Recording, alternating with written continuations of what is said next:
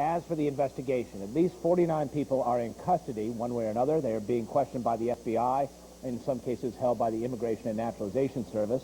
CNN's Eileen O'Connor has more on the search for answers. FBI and ATF agents pursuing leads, hitting pay dirt.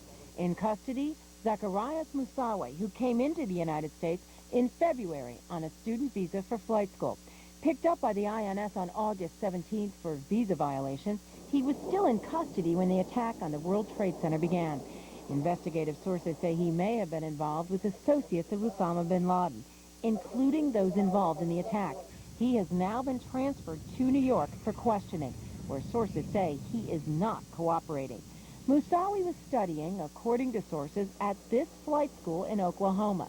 That interests investigators because a person linked to bin Laden, Ihab Ali, also studied at this school a few years before.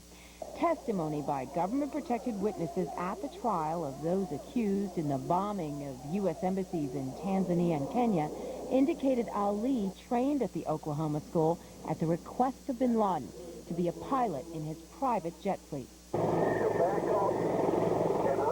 The strategy by bin Laden of training pilots for use in terrorist attacks uncovered at the trial appears to have been repeated in preparation for the attack on the Pentagon and the World Trade Center.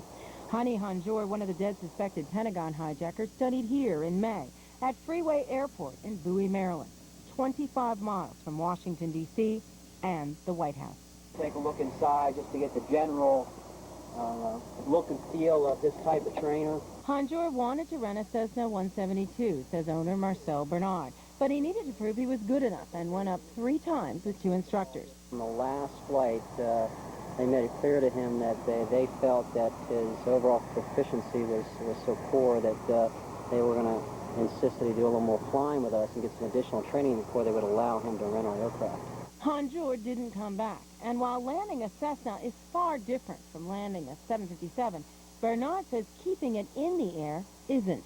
We believe that even though he didn't necessarily have experience in jets, that once the airplane was airborne, that he could have easily pointed it in any direction he wanted to, and crash it into a building or whatever would be a real possibility. A possibility that apparently became a reality at the Pentagon. Eileen O'Connor, CNN, Washington. Those general aviation flights using visual flight rules for those sorts of training missions remain grounded for the foreseeable future. Paula?